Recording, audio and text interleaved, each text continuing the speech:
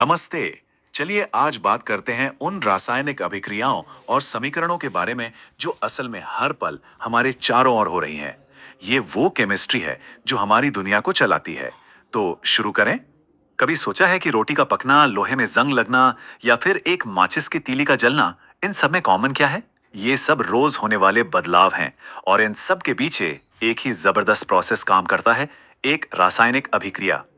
तो भाई इन बदलावों को ठीक से समझने के लिए हमें पहले केमिस्ट्री की भाषा को समझना होगा।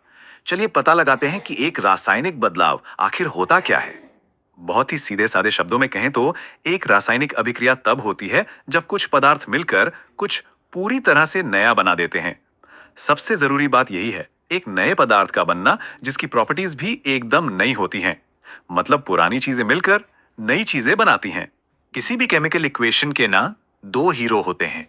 बाईं तरफ होते हैं अभिकारक या रिएक्टेंट्स, यानी वो चीजें जो रिएक्शन शुरू करती हैं। और दाईं तरफ होते हैं उत्पाद या प्रोडक्ट्स, यानी वो नई चीजें जो रिएक्शन के बाद बनती हैं। एक तरह से पहले और बाद वाली बात है। अब दुनिया में तो पता नहीं कितनी ही केमिकल रिएक्शंस होती है ना? लेकिन अच्छी बात यह है कि इनमें से ज्यादातर कुछ सिंपल से पैटर्न फॉलो करती हैं। ये बिल्कुल वैसा ही है जैसे हम कहानियों को अलग अलग टाइप्स में बांट देते हैं, एक्शन, कॉमेडी, ड्रामा। केमिस्ट भी रिएक्शंस को उनके पैटर्न के हिसाब से अलग अलग टाइप में रखते हैं। इससे उन्हें समझना बहुत बहुत आसान हो जाता है। पहला पैटर्न है संयोजन, यानी कॉम्बिनेशन रिएक्शन। नाम से ही पता चल रहा है, इसमें चीजें जुड़ती हैं। जब दो या दो से ज्यादा चीजें मिलकर कोई एक बड़ी कॉम्प्लेक्स चीज बना दें, जैसे ए और बी मिलकर ए बी बन गए, मतलब अनेक से एक।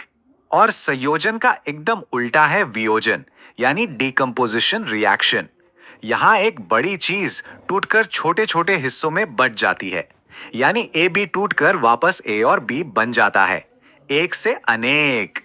तो देखिए, ये दोनों एक दूसरे के बिल्कुल उल्टे हैं, है ना? संयोजन में चीजें एक साथ आती हैं और वियोजन में एक चीज टूटकर अलग हो जाती है। एकदम परफेक्ट बैलेंस।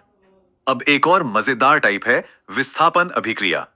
इसको ऐसे सोचिए जैसे कोई ज्यादा ताकतवर या ज्यादा रिएक्टिव एलिमेंट आता है और कमजोर वाले को उसकी जगह से धक्का देकर हटा देता है। पूरा पावर का खेल है यहाँ। चलिए अब एक और बहुत जरूरी चीज पर आते हैं, एनर्जी। हर केमिकल रिएक्शन में एनर्जी का लेना देना होता है।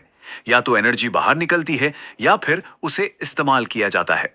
देखिए, दो मेन टाइप हैं। एक है ऊष्माक्षेपी या एक्सोथर्मिक।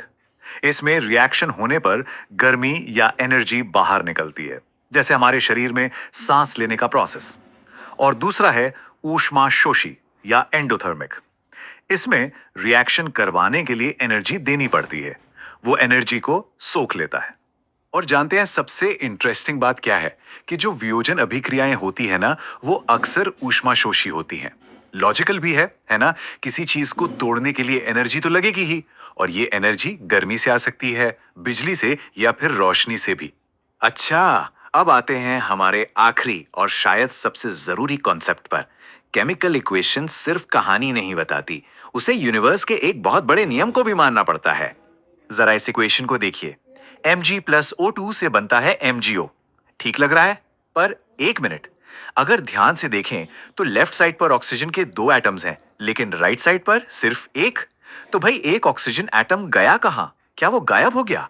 इसका जवाब छिपा है एक बहुत ही पावरफुल नियम में, द्रव्यमान संरक्षण का नियम। ये नियम कहता है कि किसी भी रिएक्शन में एटम न तो बनते हैं ना ही खत्म होते हैं, वो बस अपनी जगह बदलते हैं। तो कोई भी एटम गायब नहीं हो सकता। और यहीं पर आता है बैलेंसिंग का कॉन्सेप्ट। हम इक्वेशन को बैलेंस करते हैं ताकि दोनों तरफ हर एलिमेंट के एटम्स बराबर हों। अब देखिए, बैलेंस्ड इक्वेशन में लेफ्ट साइड पर भी दो मैग्नीशियम और दो ऑक्सीजन हैं और राइट साइड पर भी। अब ये इक्वेशन प्रकृति के नियम को मान रही है, सब कुछ बराबर।